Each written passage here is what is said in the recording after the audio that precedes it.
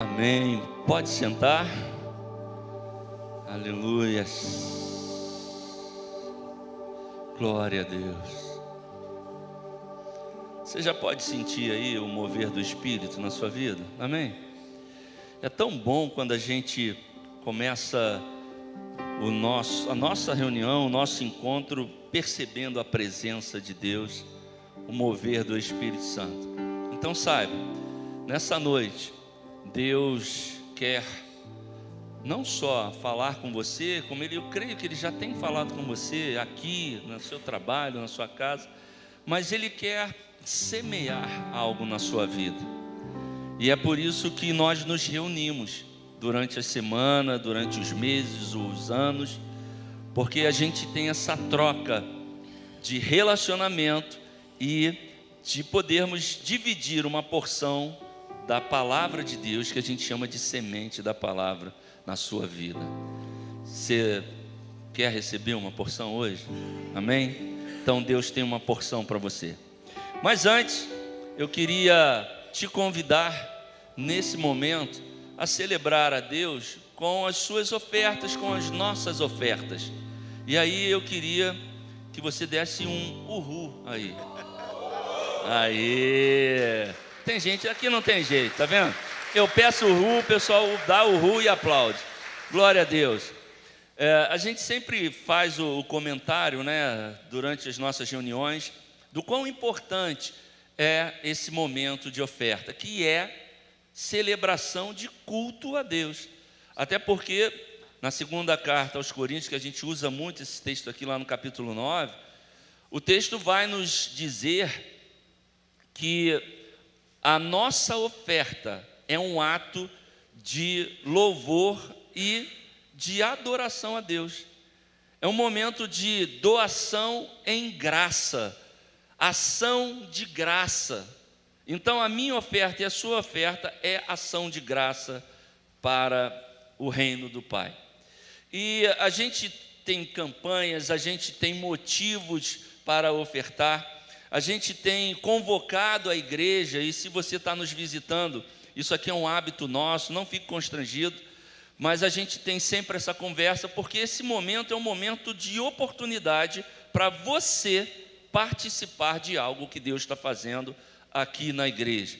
Então a gente tem ministérios que precisam do nosso apoio. A gente, por exemplo, comprou um imóvel agora, e a gente fez até uma convocação no final de semana. A gente tem esses carnezinhos aqui, né? E a gente vai falar deles daqui a pouco, que é uma doação sua, um compromisso seu e meu, para que a gente consiga pagar o espaço que, como projeto, a gente está imaginando que seja uma escola educacional infantil. Ali do outro lado da rua, nessa rua aqui, Ana Teles. Então a gente está com esse projeto. Nós tivemos um sonho, transformamos esse sonho em projeto e agora queremos torná-lo realidade. E isso só é possível se eu e você nos engajarmos nesse projeto, porque a gente crê que esse sonho foi um sonho que Deus nos permitiu sonhar e que agora a gente transformou em projeto. E quem imagina daqui a 10 anos nossas crianças estudando aqui do outro lado da rua, sendo abençoadas, sendo ministradas por uma escola da própria denominação? Olha que fantástico. Seria bom demais se a gente conseguisse esse objetivo. Então essa é uma convocação para toda a igreja. No entanto, a gente também tem os nossos compromissos, né? E a gente conta com a participação. Eu dei um testemunho na semana passada, no domingo, dizendo o seguinte: eu tive a oportunidade de participar de um outro projeto em outra denominação, participei durante um tempo e depois a igreja era muito pobrezinha e eu consegui participar durante o período. Depois eu desisti. Não é que me faltou condição, eu desisti. Só que passaram-se os anos, depois de alguns anos eu retornei àquele lugar e a igrejinha estava linda. E aquilo falou tão profundamente no meu coração que Deus disse: Marcelo, eu não preciso do seu dinheiro. Eu faço quando eu quero. Se você não faz, eu levanto outra pessoa para fazer. Mas o que eu quero de você, Marcelo, é que você entenda: eu quero você envolvido nos projetos do meu reino. E aquilo falou tão profundamente ao meu coração, e é um testemunho pessoal. Você não tem que aderir a isso, e eu não estou tentando te comover, embora alguém, pastor, agora apelou, né? Tudo bem se você me julgar, não tem problema. Mas foi algo que tocou o meu coração, e eu entendi que era um convite de Deus para que eu participasse dos projetos que Ele tem para a igreja. E aí eu entendi que a minha oferta, ela tem esse potencial. Ela tem o potencial de alcançar vidas, de alcançar pessoas, de fechar projetos e fazer a igreja de Jesus cada vez mais firme aqui na terra. Então esse é o momento de oferta. Eu queria que com esse entendimento você pensasse nisso. Você pode não participar, tudo bem. Mas o convite é: Deus nos convida a nos envolvermos nos projetos que Ele tem para a igreja de Jesus aqui na terra. Se você quer fazer parte, então aquilo que você propuser no seu coração como oferta é o que você vai apresentar a Deus. Amém, gente? Amém. Graças a Deus. Então é isso. Fiquem à vontade. Eu vou fazer uma oração. O pastor Maurício estará aqui. Você tem o QR Code ali, você tem as máquinas lá atrás para quem não usa mais dinheiro, ou usa pouco. Você tem os envelopes aí atrás da sua cadeira. Fique à vontade, mas olha, é uma oportunidade. Se você entender isso, você vai ver o quanto Deus vai honrar o teu compromisso com Ele. Amém? Porque Ele é um Deus relacional. E o texto de Hebreus vai dizer: é necessário que aquele que se aproxima de Deus creia que Ele exista e que Ele é abençoador daqueles que o buscam. Então, se você crê nisso, Deus é contigo. Eu vou orar, você pode depois sair do seu lugar. Pai, em nome de Jesus, eu quero te agradecer por esse momento. Eu tenho entendido isso no meu coração e eu não quero ficar de fora de nenhum projeto. Me dá a condição, Senhor, de participar sempre com uma porção daquilo que Tu mesmo tem me dado. E eu faço questão de não mais ficar de fora de qualquer projeto que Tu tenha para a Tua igreja aqui na terra. Eu quero cumprir a minha carreira de fé, para ao final dizer: eu participei de todas as campanhas que eu pude participar para firmar a Tua igreja, para abençoar vidas e alcançar pessoas para a Tua glória, para o Teu reino. Abençoa as pessoas que se predispõem a ofertar, a apresentar a sua oferta. Senhor, abre portas, supre, seja a provisão de todos aqueles que Te buscam, Te pedindo socorro, uma porta de emprego. Seja sobre eles a Tua graça, a Tua misericórdia. Abençoa a vida da Tua igreja e que entre nós todas as necessidades sejam supridas em nome de Jesus. Amém. Se você quer ofertar, saia do seu lugar, por favor.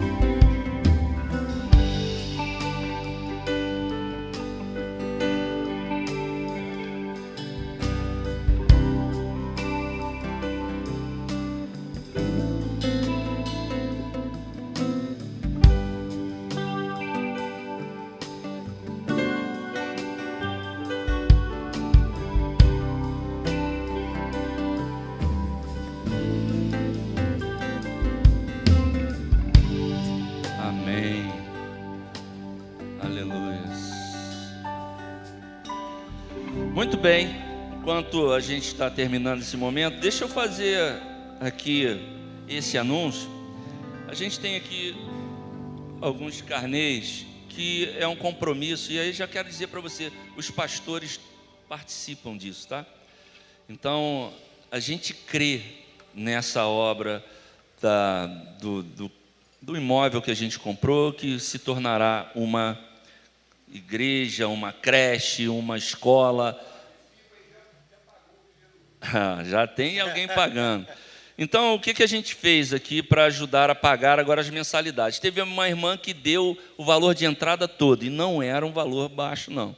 Ela sentiu desejo no coração e deu uma oferta generosa, e a gente pagou a entrada. Esses carnês são carnês de 50, 25, 50, 100 e 200. Então, são 43 prestações.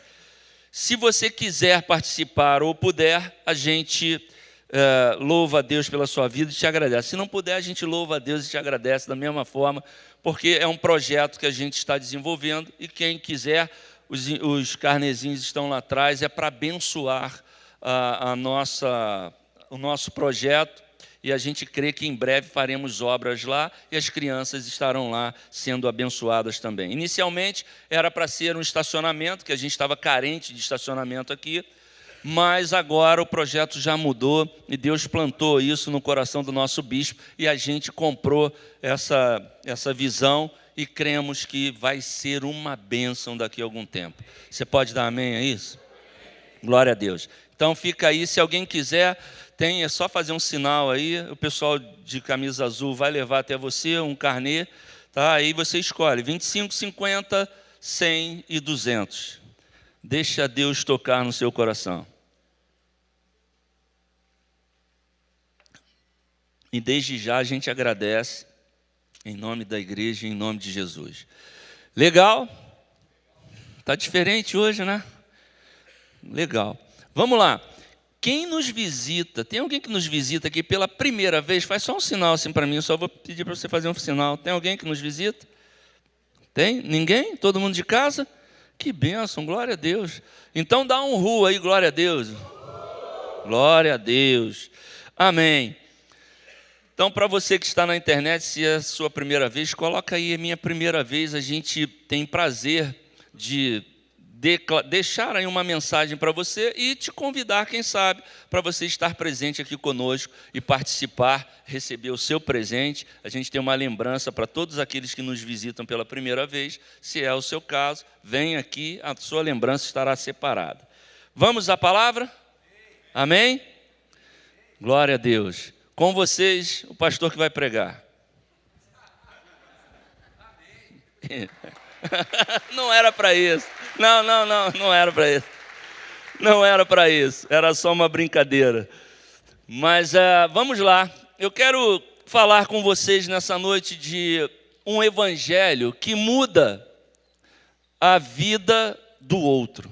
Porque a gente sempre fala que o evangelho muda a nossa vida, né? E muda, sim ou não? O evangelho muda a nossa vida. Mas tem um evangelho que muda a vida do outro. E esse evangelho eu dei o nome de evangelho de misericórdia. E evangelho, o que é evangelho? Boas novas de? Isso, eu gosto quando todo mundo responde junto. Boas novas de salvação, isso. Então a gente está apresentando o evangelho de boas novas de salvação em Cristo Jesus. Então eu quero apresentar um evangelho de misericórdia. O texto que eu escolhi é esse aí. Lucas 10, 25.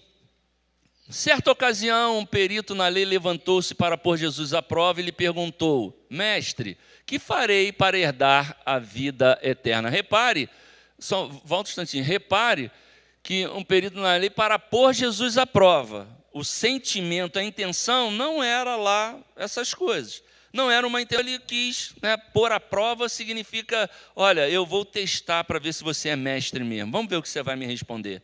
Isso é pôr à prova. E aí ele perguntou, o que farei para herdar a vida eterna? O que está escrito na lei? Respondeu Jesus. Como você interpreta a lei? Você é mestre na lei, em outra versão. Você é mestre na lei?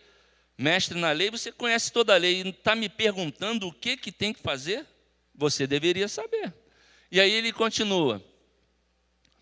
E ele respondeu, aí o perito na lei, o mestre da lei respondeu: ame ao Senhor, o seu Deus, com todo o seu coração, com toda a sua alma, com todas as suas forças e com todo o seu entendimento, e ame ao seu próximo como a você mesmo. Próximo.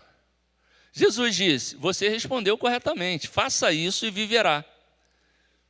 Ele, porém, porque queria justificar-se, perguntou a Jesus: quem é o meu próximo? Em resposta, Jesus disse: um homem descia de Jerusalém para Jericó quando caiu nas mãos de assaltantes. Estes lhe tiraram as roupas, espancaram-no e se foram, deixando-o quase morto. Coincidentemente, um sacerdote descia por aquela estrada e, tendo visto o homem, passou pelo outro lado, ou seja, não socorreu aquele homem ferido.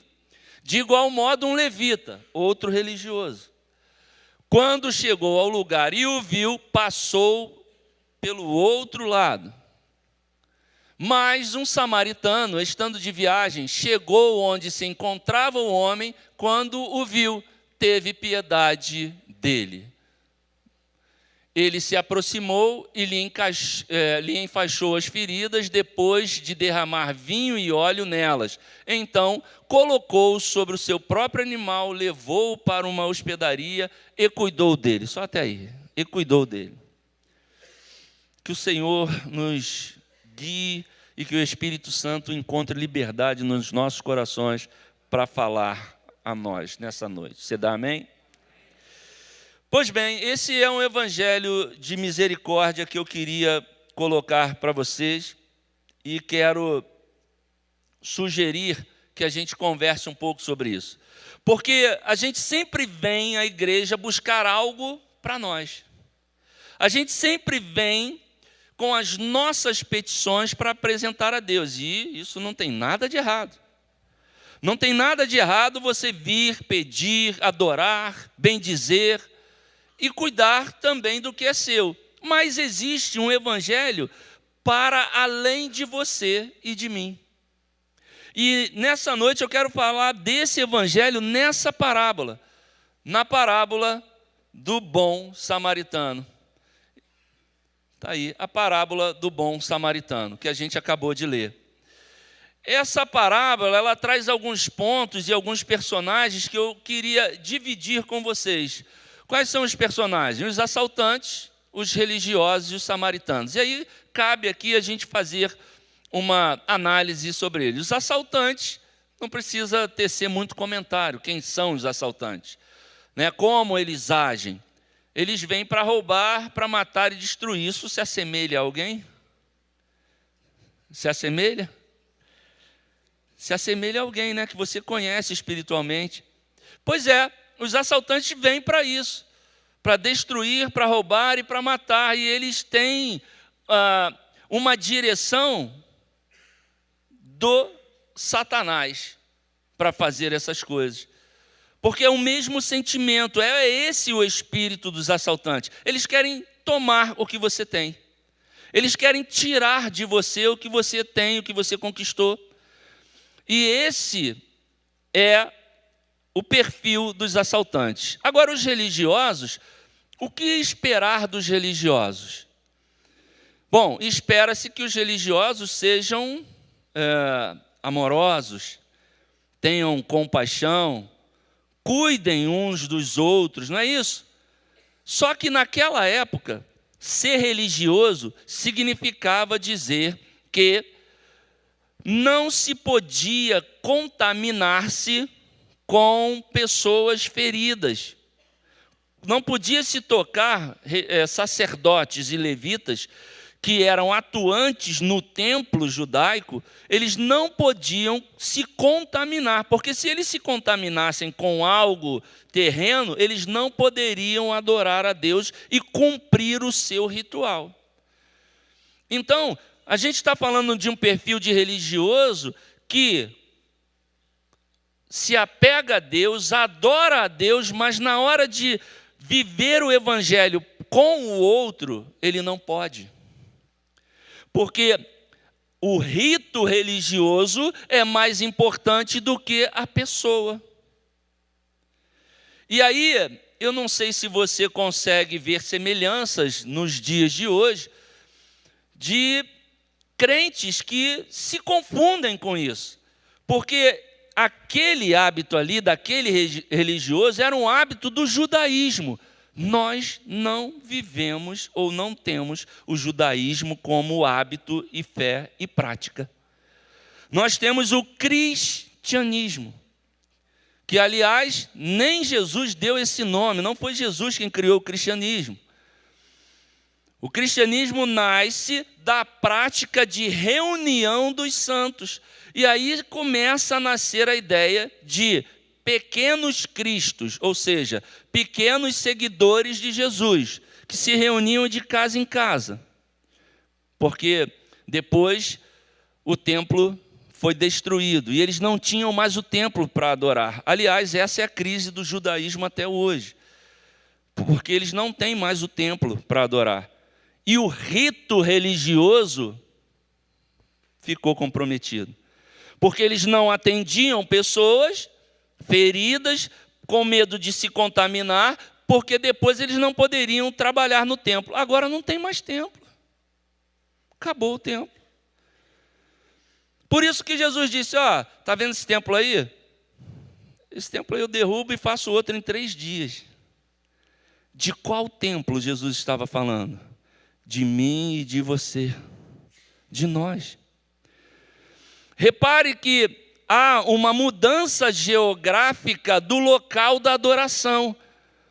Antes era no templo, antes era no monte, agora os verdadeiros adoradores o adoram em espírito e em verdade, em qualquer lugar. Do seu trabalho você pode adorar a Deus? Pode. Da sua casa? Pode. Da rua? Pode. Dentro do carro? Pode. Você pode orar a Deus andando? Pode. Você tem livre acesso. Mas o mais importante disso, a gente está tentando apresentar aqui um evangelho que passa de você. O evangelho de Jesus não para na minha vida, não para na sua vida. Deixa eu dizer uma coisa para você, não é sobre nós. O evangelho de Jesus é sobre o reino de Deus aqui na terra. Lembra da oração de Jesus em Mateus 6? Seja feita a tua vontade aqui na terra, como é feita no... Jesus estava ensinando para nós, para aqueles homens, para aquelas mulheres: ei, onde você estiver, a vontade do Pai será feita. Se você declarar, vai ser feita a vontade do Pai aqui na terra, como é feita no céu. Só que esse evangelho não é um evangelho estático que para em você, porque você busca a Deus, porque você é poderoso. E eu não estou falando nada contra essas coisas, porque o hábito da consagração, da busca, da oração, da leitura, precisa ser algo tão comum na sua vida, que a gente nem precisa mais falar. É normal, eu faço isso sempre. Eu faço isso todo dia. Eu faço isso toda semana, todo mês, em casa, no trabalho, na oração. Eu não preciso mais de orientação acerca do que eu preciso fazer. Eu já faço. Agora sim. Agora você vai apresentar um reino de Deus, porque Jesus disse, eu não vim fazer a minha vontade. E quantas vezes eu e você somos tentados a propor a Deus, a fazer a nossa vontade. Senhor, faz aqui isso. Senhor, faz aqui aquilo. E Deus fala, peraí, você me perguntou o que eu quero fazer? Quem faz sou eu, o plano é meu. Então, Senhor, cumpra-se a tua vontade. Mas alguém tem dúvida de que a vontade de Deus é salvar todos os homens? Alguém tem dúvida de que Deus cura? Alguém tem dúvida de que Deus restaura? De que Deus liberta? De que Deus faz com que a pessoa seja salva em Cristo Jesus por meio do Espírito Santo dele? Alguém tem dúvida disso? Não, eu acho que não, porque aqui não temos nenhum visitante, então todos somos de casa. Então a gente já escuta isso todo dia aqui, todos os finais de semana, todo dia, numa forma simplista de dizer. Todas as nossas reuniões você escuta isso aqui. Mas o evangelho não pode parar na sua vida. Mas pastor, eu tenho tanto problema, eu tenho tanta dúvida, eu tenho tantas questões. É assim mesmo, eu também tenho. O bispo também tem, Maurição também tem. Todo mundo tem questões. Todo mundo tem dúvidas. Todo mundo tem os seus alvos, os seus objetivos. Só que, por que é que nós pastores, ou os pregadores, ou os evangelistas, seja lá quem for, vem aqui e ministra para a igreja? Porque não é sobre nós. Vocês não sabem o que eu passei no dia de hoje, como foi o meu dia. Mas eu não vim aqui falar de mim, eu vim aqui falar do meu Senhor, do meu Salvador. E eu não vou ter a petulância de dizer, não importa o que eu passei. Não, para Deus importa. E deixa eu dizer, não fale isso. Porque parece que Deus não está nem aí para o outro, para o que o outro está passando. Não importa sim o que você está passando, importa o que você passou no dia hoje. Mas, muito melhor do que importar o que você passou, é você saber que você pode crer no amanhã e confiar naquele que te guarda. É isso, porque você não está olhando para a sua dor, embora ela seja real e ela exista. Então eu fico com crise quando alguém pega o microfone e fala, não importa o que você passou. Não importa porque não é você que passou. Porque se fosse você, você fala assim, não importa. Espera aí, tem dores que são muito reais e são muito doloridas. Tem problemas que são gravíssimos, seríssimos. E importa sim. Agora, Deus sonda os corações e o Espírito Santo quer tratar da tua dor. O Espírito Santo quer te restabelecer, quer te restaurar, quer te fortalecer e vai dizer para você, ei, eu não vou deixar você parado aí, eu vou fazer você andar, porque eu sou contigo. Essa é uma palavra de consolo, essa é uma palavra de quem entende o reino e fala, o evangelho não é sobre mim, é sobre ele na minha vida e na vida do meu irmão. Só que os religiosos tinham um problema. Porque eles precisavam cumprir um rito para agradar a Deus. E aí Jesus muda tudo isso.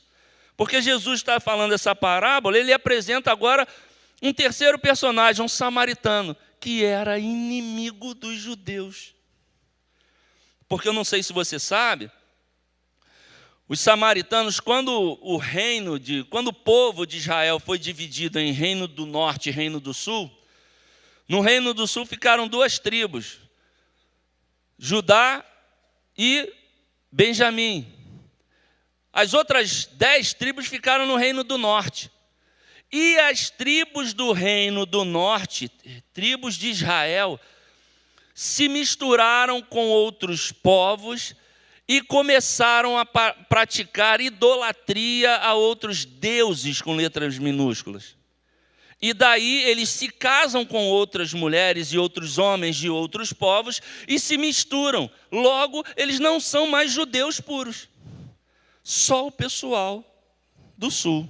O norte se corrompeu. E é do reino do norte que nasce essa mistura de povos, que são os samaritanos. Então, qual era a crise entre judeu e samaritano? Eu sou judeu puro, você é samaritano. Então, eu não me dou com você. Você quer adorar porque você se misturou com outros deuses, outras idolatrias. E agora você vem dizer para mim que sou judeu puro, aonde eu tenho que adorar? Eu adoro em Jerusalém.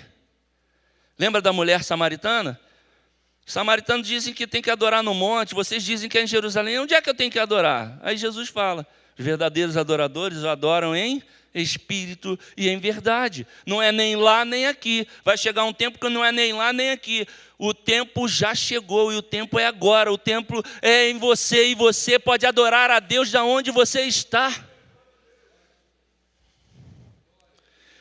E Jesus dá um exemplo para um judeu, falando de um samaritano. É uma ofensa.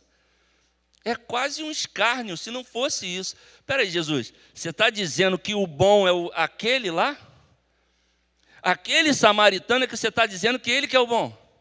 A gente judeu aqui, todo certinho, cumprindo o rito sagrado, cumprindo a lei, e você vem dizer que o bom são eles?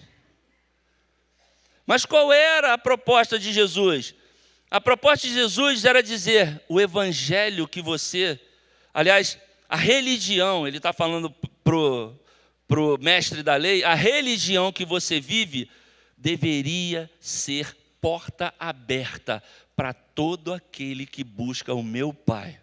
No entanto, a religião virou uma cancela seletiva. Você pode, você não pode. Você pode, você não pode. E quantas vezes nós vivemos esse evangelho, essa religiosidade? Por quê? Porque imagina agora do seu lado entrar alguém, todo rasgado, todo diferente, cabelo roxo, cabelo amarelo, aquele amarelo ovo, e senta do seu lado e fala, paz do Senhor, você vai se arrepiar todo. Você vai olhar assim, desconfiar, a gente mede, e assim, não faz essa cara de santo não. Porque você mede de cima e embaixo, você olha assim e fala assim, a paz do Senhor assim? Olha lá, já riu, já testificou aqui. Porque é assim que a gente é, mas peraí, crente assim, crente de bermuda, crente de não sei o quê, e eu não vou ficar falando disso não, de doutrina, nada disso, eu não vou falar contra também, porque isso tem o seu lugar, mas a questão é, não pode ser o evangelho, porque o evangelho de Jesus é para todos, e Deus quer usar a sua vida, o seu jeito, para alcançar todo mundo. Esse é o evangelho do reino.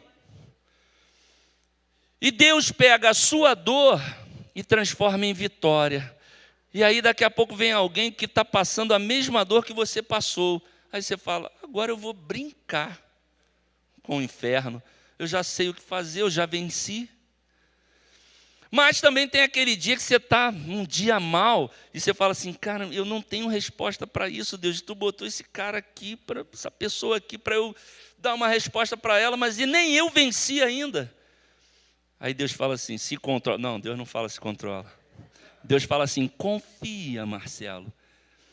Eu quero saber aonde está o teu coração, porque aonde estiver o teu tesouro, aí estará o teu coração. Se o teu tesouro for a minha presença, o teu coração está no lugar certo, eu sou contigo.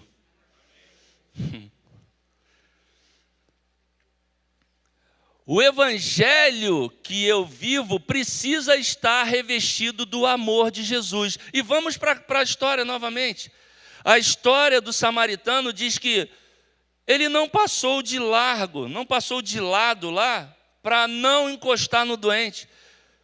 Ele era samaritano, ele era já rejeitado por natureza pelos judeus, pela religião. Eu não sei você, mas eu já experimentei rejeição e é muito ruim você ser rejeitado, ou por pessoas, ou por locais, ou por grupos. Eu não sei se você já passou por isso, mas o sentimento é muito ruim, porque não te deixam pertencer. Mesmo você tendo um coração bom, mesmo você tendo atitudes boas, mesmo você mostrando que você tem o seu valor, que você é capaz, mas tem gente que fala, não, você não serve. Mas deixa eu te dizer, Deus está falando, você serve para mim. Eu quero usar a tua vida para levar salvação às pessoas. Eu quero usar a tua vida para levar cura aos doentes. Eu quero levar a tua vida para dar visão aos cegos. É a sua vida que Deus quer usar. Não espere que Deus envie anjos aqui. Ele poderia ter feito isso para anunciar o evangelho. O evangelho de Jesus é mostrar o reino de Deus para aquele que precisa crer em Jesus, para aquele que precisa ter um encontro. E esse texto revela para nós que aquele homem, além de misericordioso, ele não fugiu do relacionamento. Ele queria relacionamento mesmo com aquela pessoa, porque pensa, você passa e vê uma pessoa machucada, quase seminua, Pode ser que venha à sua mente o seguinte: alguma coisa ele fez para merecer isso. A gente já julgou, Mateus 7. Não julgueis, para que não sejais julgados. Porque com a medida que vocês julgarem, que você julgar, te julgarão a ti. Mas isso é seta de Satanás para você não olhar para o caído e ter compaixão dele. Por isso que o evangelho de Jesus que eu e você vivemos precisa revelar o amor de Deus ao próximo. Não é sobre a sua dor somente, e eu creio na sua dor. Não é sobre as suas questões, e eu creio nas suas questões e respeito as suas questões. Mas o evangelho de Jesus vai além de você, vai além de mim. E é nesse poder, é nessa atuação que Deus quer pegar a sua vida e falar: olha só, ele sofreu, ela está sofrendo, mas ela crê em mim, ela espera em mim, e a seu tempo eu vou socorrer. Deus é contigo. O Espírito Santo quer usar a sua vida. O Espírito Santo quer pegar as suas experiências e mostrar para o mundo. Está vendo aqui? O Marcelo, era para ser um derrotado. Era para ser alguém que seria vergonha para a sociedade, escória do mundo. Mas eu sou com ele. Eu confundo os sábios. Porque eu pego o caído, eu levanto e coloco num lugar de honra e falo: eu sou com ele, eu dou a vitória, eu fortaleço, eu dou vida e ninguém vai tirá-lo da minha presença. O evangelho de Jesus precisa impactar tanto a minha vida que as pessoas que estão perto de mim percebam isso. E falam: rapaz, olha aquele lá não valia nem uma nota de R$2. E agora, olha o que Deus fez na vida dele. E isso não está em nós, é a graça derramada na sua vida. E a graça está aqui nessa noite para transformar a tua vida. A graça está aqui para fazer você olhar para as pessoas e falar: Senhor, tenha misericórdia, assim como tiveste misericórdia de mim, tenha misericórdia dele, levanta o caído. Aleluia.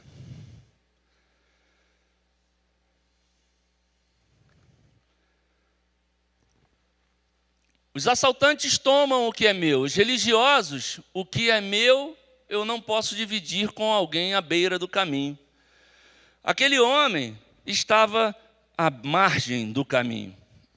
Não sei se vocês sabem, mas os seguidores de Jesus, na época de Jesus e um pouco depois, eles eram conhecidos como aqueles do caminho. A religião cristã era o caminho, o nome. E para os religiosos, eu estar no caminho significa que eu não me desviei nem para a direita e nem para a esquerda. E é o correto, a lei determina isso, a graça também aponta para isso, para nós. Aliás, Romanos 1, se eu não me engano, versículos 5 e 6, vai dizer que nós, gentios, somos convidados a viver em obediência pela fé. Então, a lei mandava obedecer para ser abençoado. A graça fala: obedeça pela fé e você já é abençoado. O ato da obediência é o ato da submissão a Deus da sua vontade. Não coloque a sua vontade para Deus como algo prioritário. A vontade dele é boa, agradável e perfeita. Ela é prioridade na nossa vida. Aceite trocar a sua vontade pela vontade de Deus. Deixa eu dizer para você uma coisa: você vai sair ganhando, eu te prometo isso. Porque é a vontade dele que é boa, agradável e perfeita. A nossa é só terreno, a gente só está olhando até ali a parede. Alguém está enxergando depois da parede? Se tiver, fala que... Eu já vou ficar desconfiado de você. Super-homem, talvez, sei lá. Porque esse é o cuidado. A gente olha até ali e fala, Deus, até ali eu me viro. Aí Deus fala, mas não, até ali você não se vira não, você não consegue nem ir até ali. Se não for a minha graça, se não for a minha mão, se não for o meu espírito. E Paulo aos Romanos, no capítulo 8, versículo 14, ele vai dizer, os filhos se deixam guiar pelo Espírito, eles são guiados pelo Espírito Santo de Deus. O Espírito quer te tomar, e o guiado de Romanos 8,14 é, o Espírito te pega pela mão e fala, filho, filha, vem que eu vou te conduzir a um lugar melhor. Deus tem o melhor para você. Você precisa só entender que o Evangelho não para em você. Deus quer ver esse Evangelho de graça e de misericórdia sendo flecha para atingir a vida daqueles que te cercam. O samaritano, eu posso dividir o que é meu com você, mesmo você nessa condição. Eu não sei o que aconteceu com você. E talvez você até mereça. Porque o samaritano não perguntou para ele, vem cá, você é bandido? É você que era o assaltante e te pegaram e te deram uma coça? É você? Não. O samaritano vê alguém, e o texto vai dizer, numa versão, que ele estava perto de morrer, e aquele homem se compadece dele. E leva e cuida dele e tira do próprio bolso a provisão para que alguém cuidasse dele até que ele voltasse. Deixa eu dizer para você uma coisa. Jesus já pagou a sua estalagem. Ele deixou o Espírito Santo dele aqui, que é quem está cuidando de mim e de você até que ele volte. Você não está sozinho, você não está abandonado, a sua dor não vai passar despercebida. Deus está cuidando de você. O Espírito Santo está botando óleo, derramando o cuidado de Deus sobre a sua vida. Agora, se você se fortalecer um pouquinho, começar a ser curado, não pare de dizer, Deus é bom, Deus é amor. Jesus salva, Ele cura, Ele liberta, Ele não parou em mim, olha a minha vida como era, agora olha as outras pessoas como precisam da sua atuação.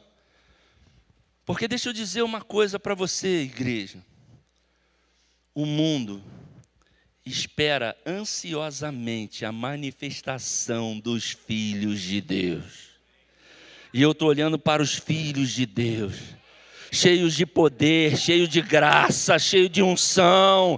Mudar essa história no Brasil depende também da igreja. Você pode, comece a declarar, Senhor, eu creio, por isso eu vou declarar. Foi por isso que Jesus te fez mais que vencedor. Foi por isso que Jesus te colocou nas regiões celestiais, Efésios 2, onde Ele disponibilizou todas as sortes de bênçãos espirituais para você. Você tem todas as armas de Efésios 6. Todas as armas, você tem a armadura. O diabo fica só tentando mandar pedrinha por cima dos anjos. Os anjos estão ao seu redor e o diabo fica tentando, espera aí que eu vou tentar acertar o Marcelo. Porque eu não consigo ter acesso a ele. Ele está protegido, ele está guardado. O Espírito Santo habita nele. Eu não posso tocar nos filhos de Deus. Aleluia.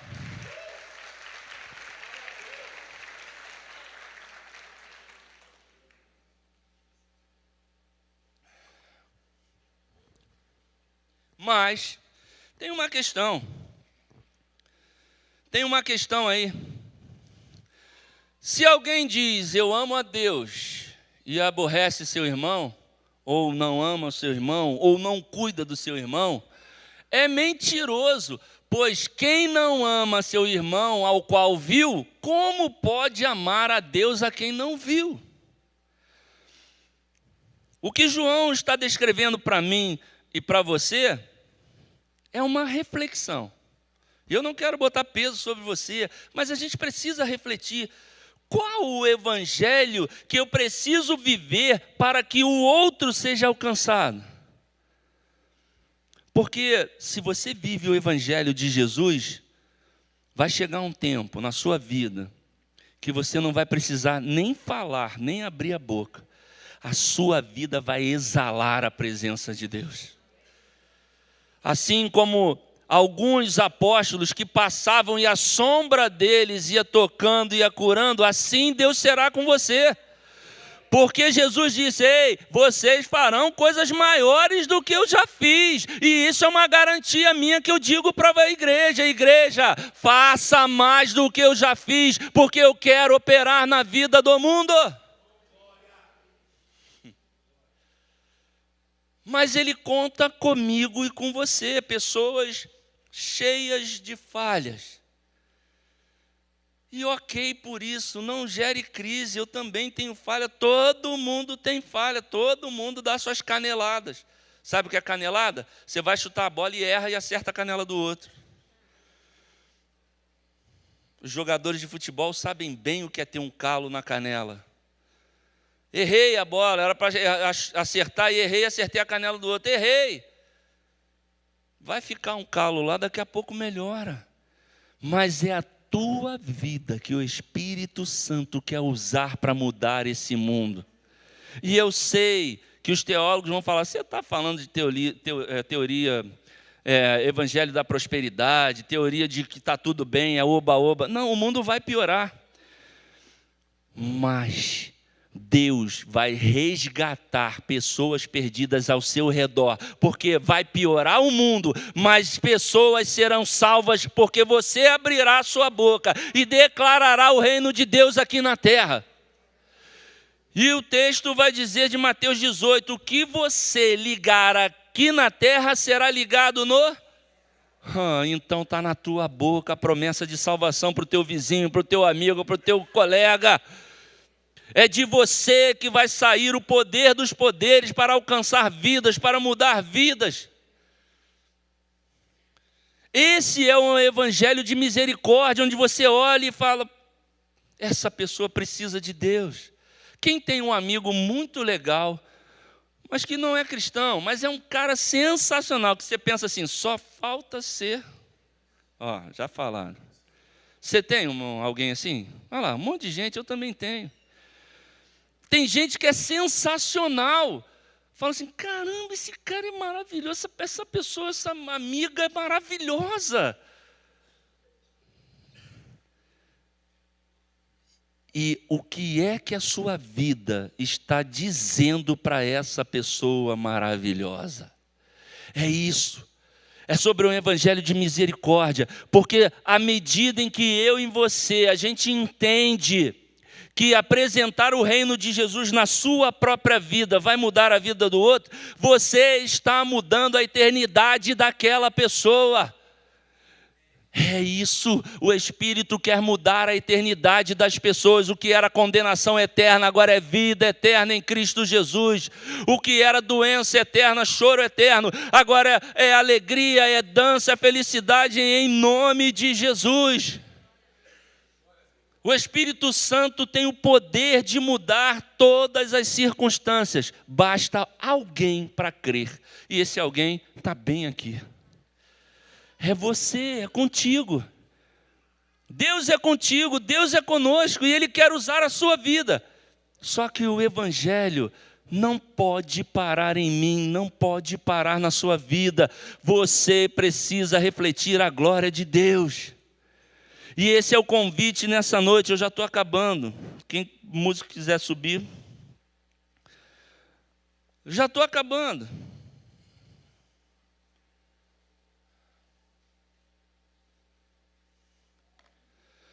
O evangelho de misericórdia não nega a compaixão, a solidariedade, o compartilhamento e o relacionamento. Deus, o seu Pai, é um Deus relacional. Ele quer que você se relacione com Ele, mas quer que você também se relacione com pessoas. Ele quer que a sua vida transformada impacte a vida de outras pessoas.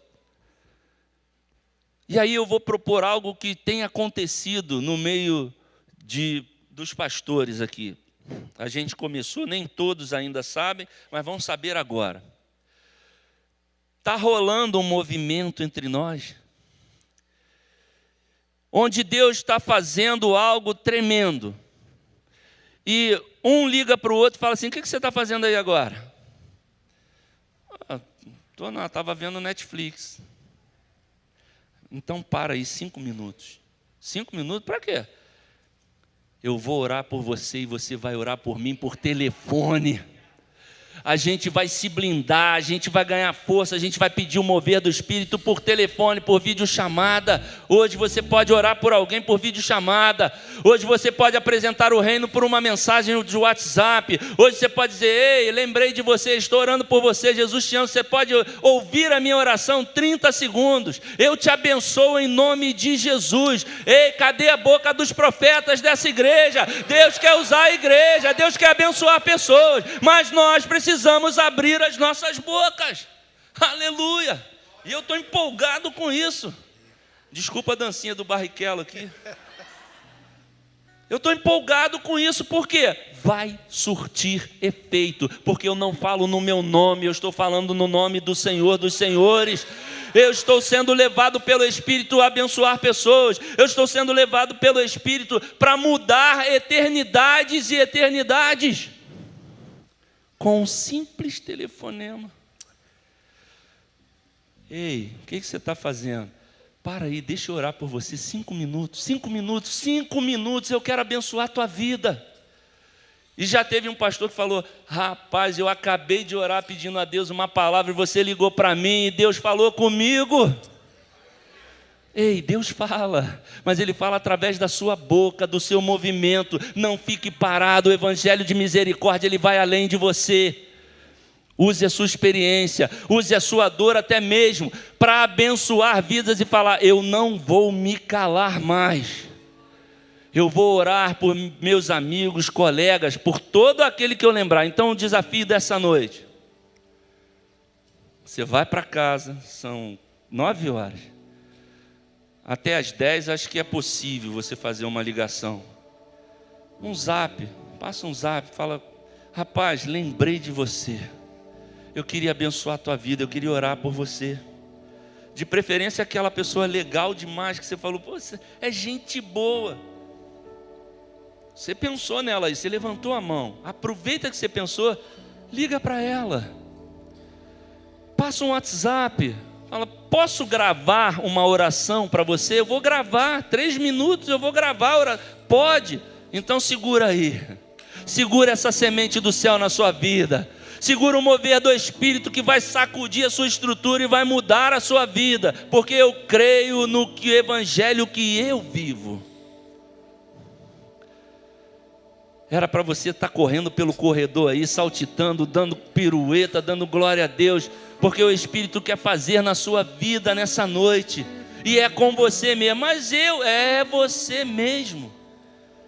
Você e eu somos instrumentos de Deus na mão do reino do Pai, e Ele vai usar a sua vida hoje. Se você topar, se você aceitar esse desafio, depois eu quero testemunhos aqui. Pastor, não é que...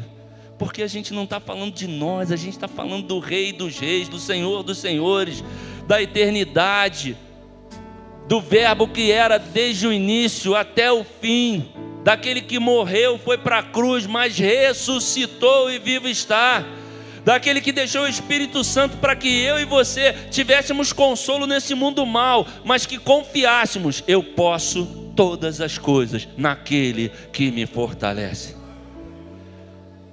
Você recebe essa palavra aí? Deus te abençoe. Fica de pé.